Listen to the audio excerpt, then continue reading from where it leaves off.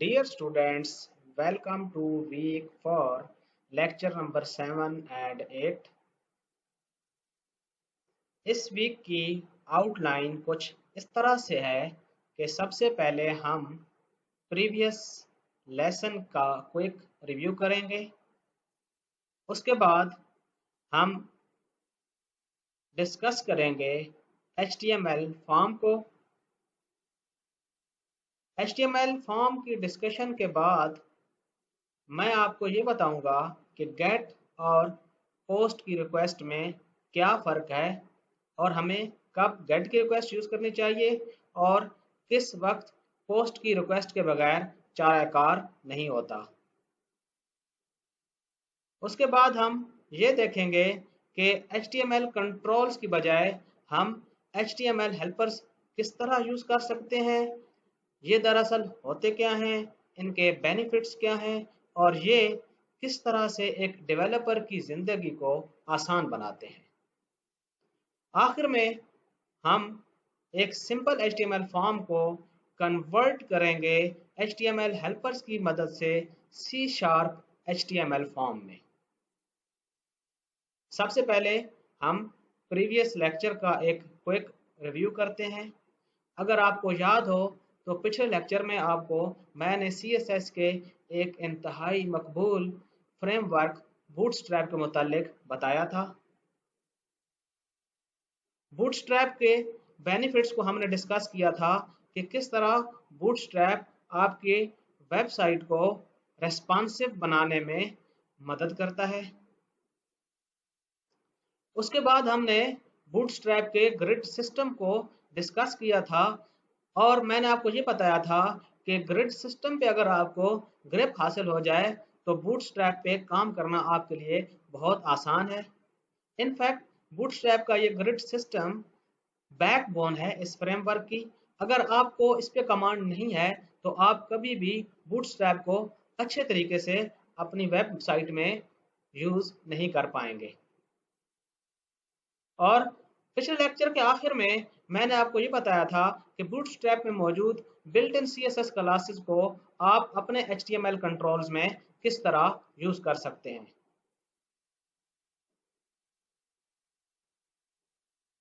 अब हम बाज़ाब्ता तौर पर अपने आज के इस लेक्चर का स्टार्ट करते हैं और मैं आपका इंट्रोडक्शन कराऊंगा HTML फॉर्म से।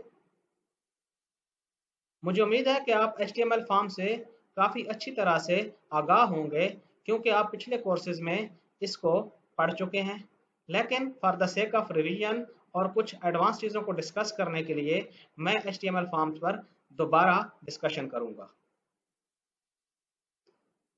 आपको इस बात का अच्छी तरह से अंदाज़ा होगा कि वेबसाइट में वेब पेज पे हमें यूज़र से इनपुट लेने के लिए HTML फॉर्म्स का सहारा लेना पड़ता है।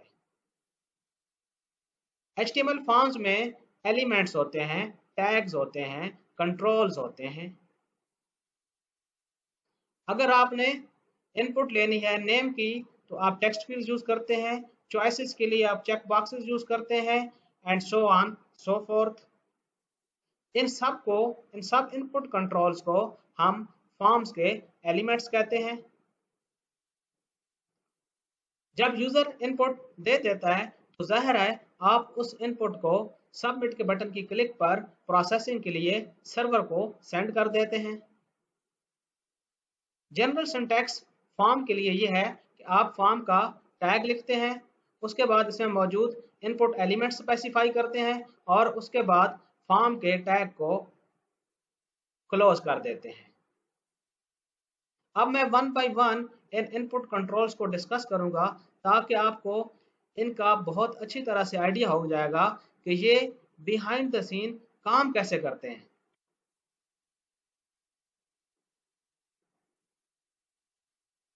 याद रखें कि डिफरेंट टाइप्स ऑफ कंट्रोल्स होते हैं HTML फॉर्म में जो यूज़र से एंड यूज़र से आपके साइट के विजिटर से डेटा कलेक्ट करने के काम आते हैं। आप इस बात से अच्छी तरह आगाह हैं कि डेटा की मुख्तलिफ किस्में हैं। डेटा टेक्सचुअल भी हो सकता है और अगर टेक्स्ट की बात करें तो वो स्ट्रिंग भी हो सकता है और डेटा नंबर्स में भी हो सकता है।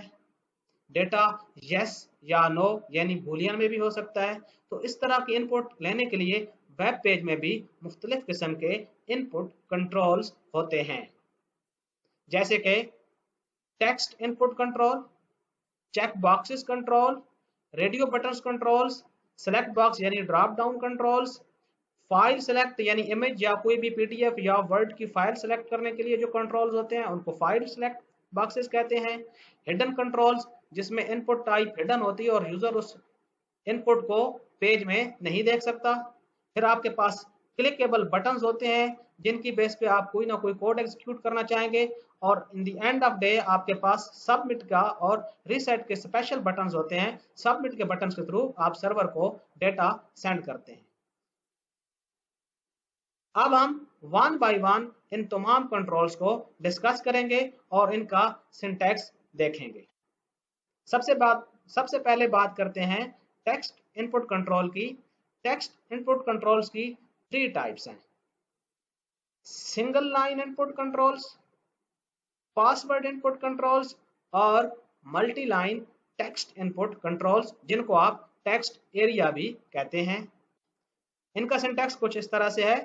जो सिंगल लाइन इनपुट है उसके लिए आप लिखते हैं इनपुट टाइप टेक्स्ट और उसके बाद नेम का कोई एट्रीब्यूट स्पेसिफाई कर देते हैं। यहाँ पर आईडी का एट्रीब्यूट भी आप स्पेसिफाई कर सकते हैं।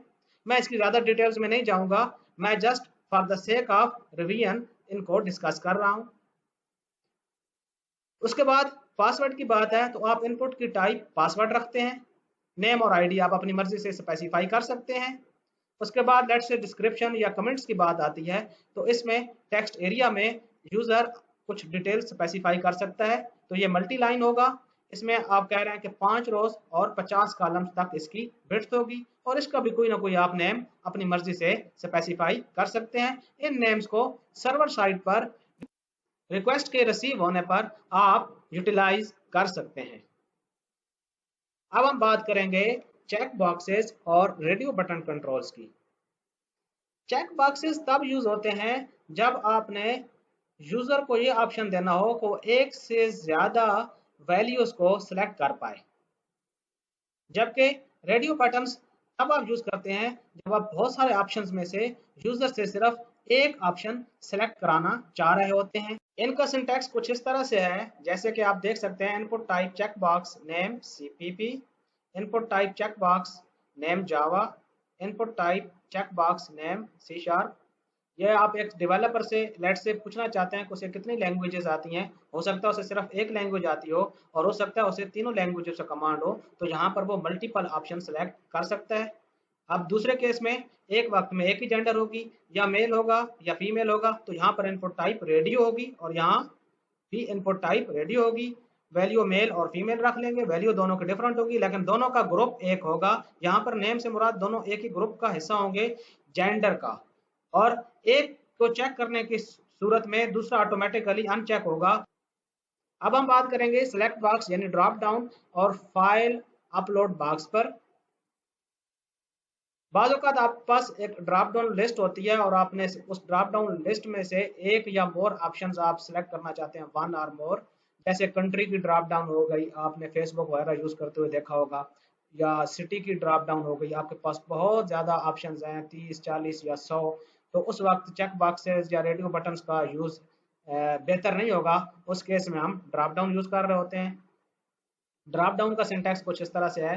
सेलेक्ट का टैग लिखते हैं आप, इसका नेम स्पेसिफाई करते हैं और उसके अंदर जितने भी ऑप्शंस आपने स्पेसिफाई करने होते हैं आप स्पेसिफाई कर देते हैं। जैसे लैंग्वेजेस की बात हो रही है तो ऑप्शन 1 में वैल्यू 1, ये 1 की वैल्यू आप प्रोग्राम में यूज करते हैं, जबकि ये जो अरेबिक और इंग्लिश लिखा हुआ है ये टेक्स्ट में एंड यूजर को नजर आता है। ये मल्टीपल ऑप्शंस आप जो है यहाँ पर स्पेसिफाई कर सकते हैं। अब फाइल का कंट्रोल है, इसका यूज क्या होता है? ये यूजर से इमेज या किसी PDF डॉक्यूमेंट किसी भी इस तरह की फाइल की इनपुट लेने के लिए यूज होता है। इसकी जो सिंटैक्स बनता है वो इस तरह से है, input type file name file upload. अब हम बटन कंट्रोल्स की बात करेंगे। सबमिट का बटन होता है। सबमिट का बटन फॉर्म को सर्वर साइड पे फॉर्म के तमाम डेटा को सबमिट करा देता है और इसका यूज यही होता है। हम अपनी एप्लीकेशन में इसका बहुत ज़्यादा यूज करेंगे। उसके बाद रीसेट का बटन है, ये जितने भी फॉर्म्स में मौजूद कंट्रोल्स हैं उनकी वैल्यूज़ को इनिशियल वैल्यूज़ ऑटोमेटिकली जो उनकी इनिशियल वैल्यूज़ होती हैं उनमें रीसेट कर देता है। और आखिर में हम बटन की बात करेंगे। बटन क्लाइंट साइड में बाज़ औक़ात स्क्रिप्ट चलाने के लिए या कोई हम वैलिडेशन करना चाहते हैं जावास्क्रिप्ट पे, तो उसके लिए यूज़ होता है। इनका सिंटैक्स भी हम देख लेते हैं। सबमिट का सिंटैक्स इनपुट टाइप सबमिट है, नेम और वैल्यू आप अपनी मर्जी स्पेसिफाई कर सकते हैं। फिर रीसेट का जो इनपुट टाइप है वो रीसेट है, और बटन के इनपुट टाइप बटन है, और इसमें आप क्लाइंट साइड इवेंट भी कोई ना कोई रेज कर सकते हैं। इसके साथ ही हमारा ये कंट्रोल से मुतालिक और फॉर्म से मुतालिक ये इनिशियल लेक्चर ख़त्म हुआ। Stay blessed.